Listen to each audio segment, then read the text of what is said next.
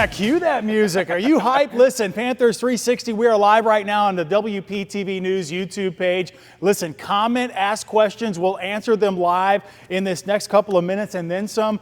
Yeah. I am Mike Trim, the host, and I am excited to be joined by not only a great sports reporter, but my friend John Barron. No, keep going. For WPTV. Pump me up a little more. Sports report. We're going to talk all things Panthers, but first I want them to know a little bit about you, Mr. Barron. Yeah, there I am. All right, well, let's talk about it. Obviously, many of you know who I am, but when it comes to sports coverage, you may not know exactly what I've done. I've covered everything from the Masters, PGA Tour, all the way from Daytona 500 to the Dolphins playoff run. Unfortunately, very short, but hopefully in the next 25 years we can find ourselves getting the Dolphins going. But it's all about the Florida Panthers. That includes 2 Stanley Cup runs. I've been there on the ice rink with them when they've raised Lord Stanley. So it's been a lot of fun, and we're here to talk about more about what's in store. I envy you, my friend. It has not been a short playoff run for our Florida Panthers, that's for sure, for the past 3 seasons. What a ride it's been, but man, the top story, we need to get right to it. Let's talk about it. It's been the talk all weekend since it happened. Our captain, Aleksander Barkov, Sasha Barkov, could miss possibly the entire regular season, maybe the playoffs. We'll talk about that after suffering a knee injury. First official practice in training camp. It was last Friday. Then he underwent surgery on his ACL and MCL. Not ideal. No, it's not. When you talk about you lose your alternate and your captain, it weighs heavy on a team. Now, if you're talking about any other team, you can shoot this entire season down the drain. That's over. It's over, right? But when you talk about the Florida Panthers, what they've done over the last 5 years, what they've done just over the last couple of months, you got to talk about this team still having the resilience and the leadership to get it done. They signed all 3 of their guys back. Those guys are veterans. They're veterans on this team, or they're veterans in the NHL. They can lead and help lead this team in the right direction. We're going to talk about some options and maybe who fills in the gaps. It's big skates to fill. In fact, let's hear from head coach Paul Maurice exactly how he explained it. He is such an important place in that locker room. I think what we're going to get to experience now is you'll get to know some of the other leaders that we have in our room. And we'll get to see other players. I mean, at the end of the day, I know there's the idea next man up. I get all that, but there's not a next man for Barky skates. So we just got to share it. It's got to spread across the room and the coaches, and we'll pick it up a little piece. You know, try to. You can't fill the skates, but we can certainly put a good man in that position.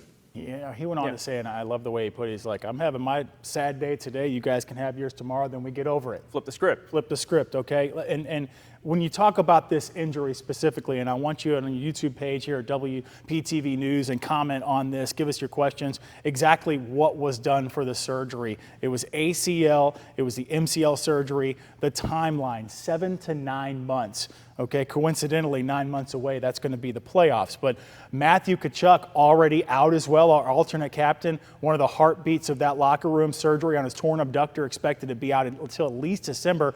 Don't forget, Tomas Nosek walked into the media day, we're like, hey, we didn't know about this yet, but we do now. It was a knee injury. He's expected to miss several months, a key part of our depth as well. John, you have been to these practices. You've heard Coach talk. You've seen the players on the ice. What's the tone right now with the team? Well, obviously, when I was there, you have to remember I'm altering between the Panthers and the Dolphins, but when I got there just after we had seen what happened with Barkov. You could see that this team, obviously, a little bit of a black cloud over them, but you could still see them skating around and trusting everybody that's on the ice with them. So it still means a lot for this team to know that they have the leaders and the depth in that kind of category. But you have to understand that Barkov was a special kind of player, a special kind of leader. When you look around and you're asking Paul Maurice now to go around and take the A and take the C and walk around and find who's going to wear it. Yeah. Right? Exactly. One, it's tough to do so because how much the captain and the alternate, when you talk about Tkachuk, when you talk about Barkov, how much they mean to this team. It's tough to do that. But when you talk about how difficult it's going to be for him to go around and be like, okay, who's going to wear it? I feel like that's even more of a task. You're asking somebody to fill those shoes and fill those skates, and they have to do it. But you're also looking at these guys who have been on this team, Ekblad, who have shown that they can do it, Bennett, and guys who have just found a way to win, Marchand. All 3 of those guys coming back, all could wear the C and the A. Yeah, and I don't think they're going to get mad at each other, whoever gets the C or the alternate. I can guarantee you, if Marchand's not the captain, he'll get an alternate captain for sure. I just want to bring up something. interesting. When the salary cap talk was happening in the offseason and who would be the odd man out, or Evan Rodriguez, his name kept coming up. Yeah. How important is he on this team right now? Moves into that center on the third line. Yeah. Because everybody else is moving up. And he's like, okay, let's do this. I've done it before. I filled in as a right winger on the first line. Erod is such an important piece because he's a utility player. Yeah. The guy knows how to skate and play with everybody on the lines. He can be put in different scenarios in those lines and figure out exactly how to get this team moving, and that's exactly what they're going to be expecting him to do. Yeah. Remember, when they were looking at the cap space and what they were going to do, they were talking about Erod being that number one guy that they're like, unfortunately, as much as we love him, how much he means to this team and what he can do, he's probably the first guy to go. Yeah. Now you're looking. He can't go. And now he cannot leave. No. He's got to be there. And he's a utility player. He's going to fit in and help fill that gap. But again, you're talking about two big gaps. Yeah, and we will, over the weeks to come, talk about, will Barkov be back for the playoffs? Will he be ready? Will he not? How do they bring on somebody? That's yet to be seen. And there's been some big names that we've wish listed over the week. Of course, we won't talk about who we're hoping for. But of course, like you said, I think it's important because you need to find a guy that can fill in the gap. Absolutely. And that center position means so much. And we have a lot of guys. Bennett, Conn Smythe winner, can help do that, and a couple other guys in that same position. But you have to find the depth. And you and I were talking about that. We are in the preseason right now. Usually on the road games, we're not seeing our starters play all ice time. You're getting a look at some of the younger guys. How important is preseason? You know, there's a lot of eyes on the Panthers right now because we're back-to-back Stanley Cup champions, so they're looking for any and everything. But I want the head coach to kind of set the tone for this conversation moving forward. Here's Paul Maurice talking about the preseason. For all of the new guys I'm just trying to learn their game. Trying to find out what I think they do for a living. What are they good at? That's a really important question to ask. What's that guy good at? How do I fit him in? The returning players that we've had year over year, I'm just trying to kind of anecdotally measure how much better they are. Do I think they're fitter? Are they stronger? Are they grasping what we've done? We're looking for progression. Some of it early on, I just want them to learn our game, try to play it, and see if you can. So, John, let's talk about how the preseason translates into the start of the regular season. I mean, we smile. For a lot of teams, it's to see how their starters play with maybe those new additions. Yeah. For the Panthers, I don't know if you've noticed, but you haven't seen anybody who's a starter. Right. And that's for good reason. Yep. It's such a short year for the Panthers, and it has been for the last 3 years. You don't see that a whole lot. Tampa Bay did it a couple years ago, but you don't see a lot of those teams going 3 straight Stanley Cup final appearances and keep it going. Now you're talking about the Florida Panthers doing something that hasn't been done in a long time. And that's not only go for the three-peat, but appear in the Stanley Cup finals 4 years in a row. You're asking a lot. These guys skate a lot. And they have such a short turnaround. When you go from June all the way to October, it's so short. Let's talk about the start of the season. Our Panthers 360 awesome staff here. We put together these statistics. Is a hot start necessary to win the Stanley Cup or get to the final? No. It is not. Just look, John, 2022, 5-5, first 10 games. First 3 were on the road. 2023, 5-5. 2024, the last Stanley Cup, 6-4. So it's not like they're, 10-0, and oh my God, this is the team to beat. Like, wow. Hot starts don't necessarily translate to hot finishes. Hey, it'd be great. Yeah, of course. 10-0. Hey, we're 40 more wins, and you're going to the playoffs no matter what. Yeah. So you get a 50-win season, you're in the playoffs. Right. But my thing is, it doesn't matter right off the bat. Most teams are trying to find their groove. Yeah. And the Panthers, they've won 2 Stanley Cups. Now you're asking them to find their groove without their alternate and their captain. That's going to take 10 games to figure out as well. Like you said, these preseasons, you're not seeing these guys skating around. You're not seeing Marchand, you're not seeing Bob in the net, you're not seeing Bennett. You're not seeing these guys right now. Now, they finished strong. They've been connected. I think the key for this team is that camaraderie. Yeah. I've never seen a team do this. I've been around a couple of states, a couple of pro teams. Sure. I've been covering everything, right? I've never seen a team as put together emotionally, physically, like I have for the Florida Panthers. This team plays for each other. Yep. They play for the team. It means so much to them.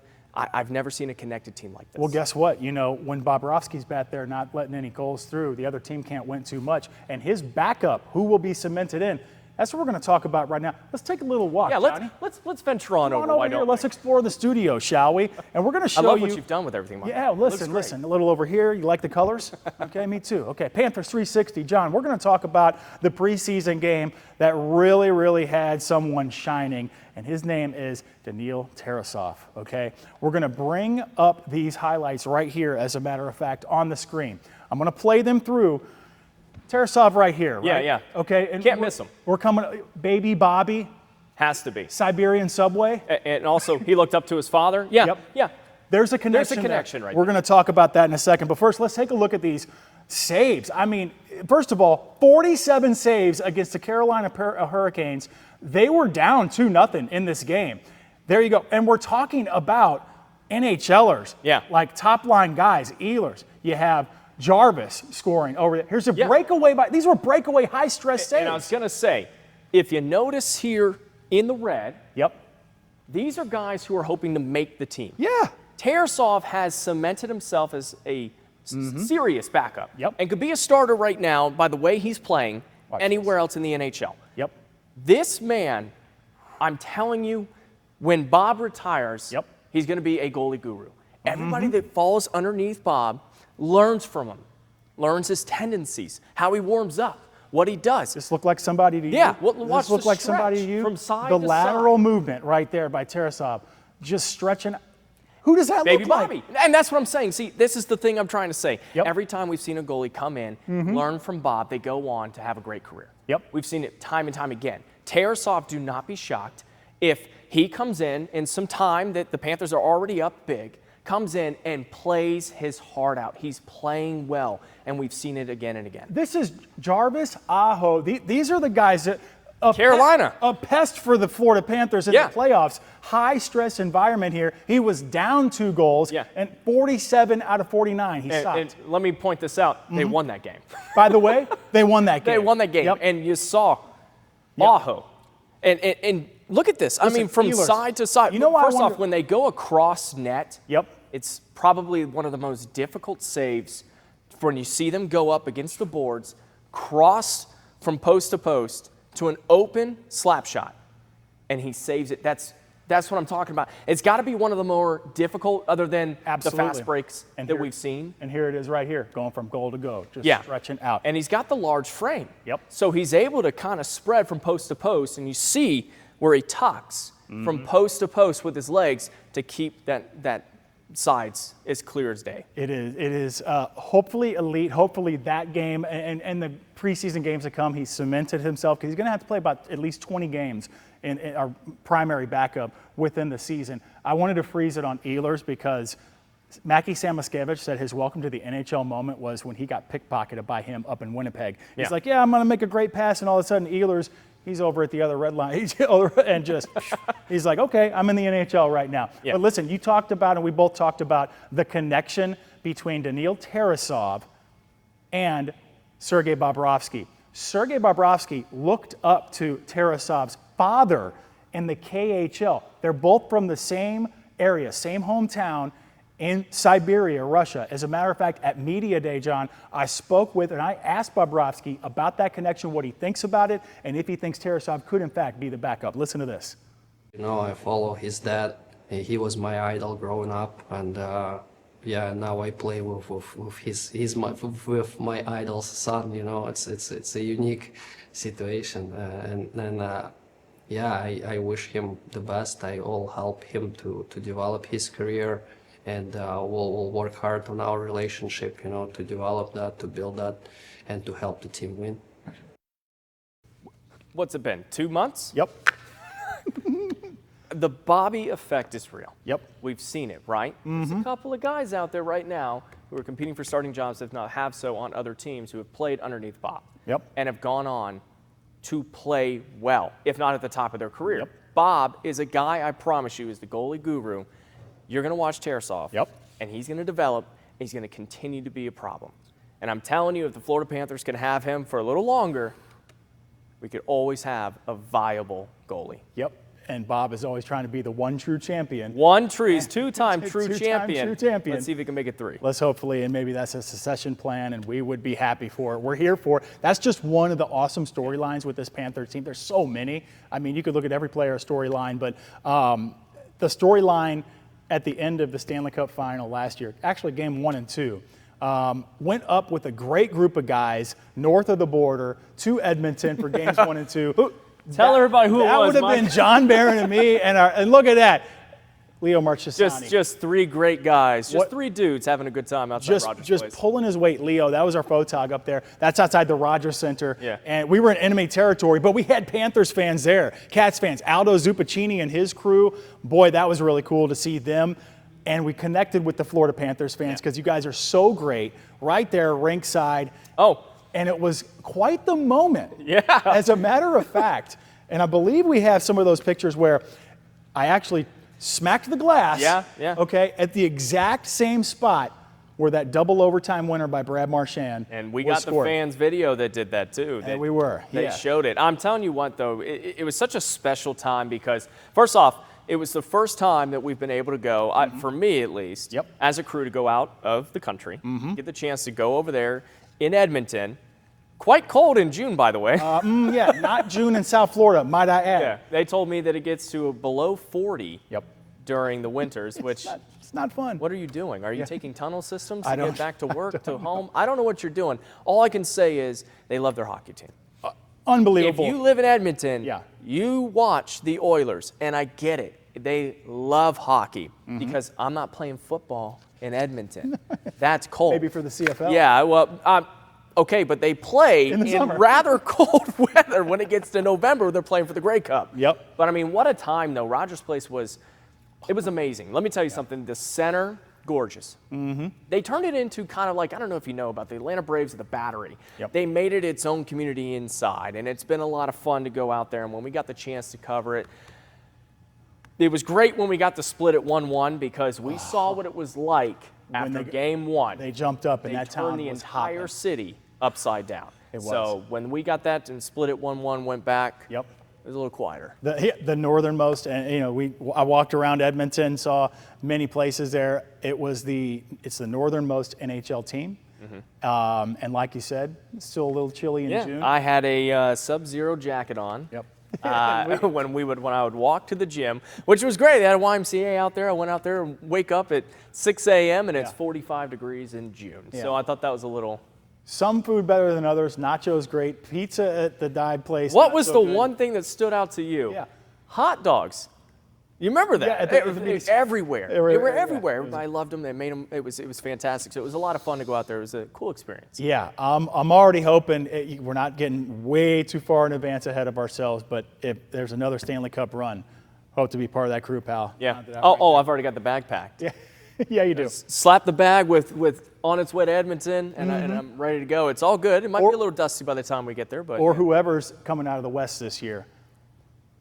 That's saying that's it. a conversation for another day. But listen, hey, folks, leave some questions, leave some comments. We'll still continue, as the days progress. Don't forget Panthers 360. You can watch that on South Florida's 9 at, Wednesday night, every Wednesday night. But right now, go to WPTV News YouTube page. That's what we're live on right now. You can comment, ask me and John, any question about the Panthers you want, about the trip to Edmonton, who had the most fun, who didn't. I don't know. I think I had a good time, but I think Leo might have beaten us. I think he had a Leo might have beaten fantastic us. time. It was a lot of work, but it was a lot of fun work. Okay, listen, that's going to do it for us. We're sad to have to go. Yeah, But there was a lot to talk about here. Obviously, the Barkov injury, how the team's going to rally around.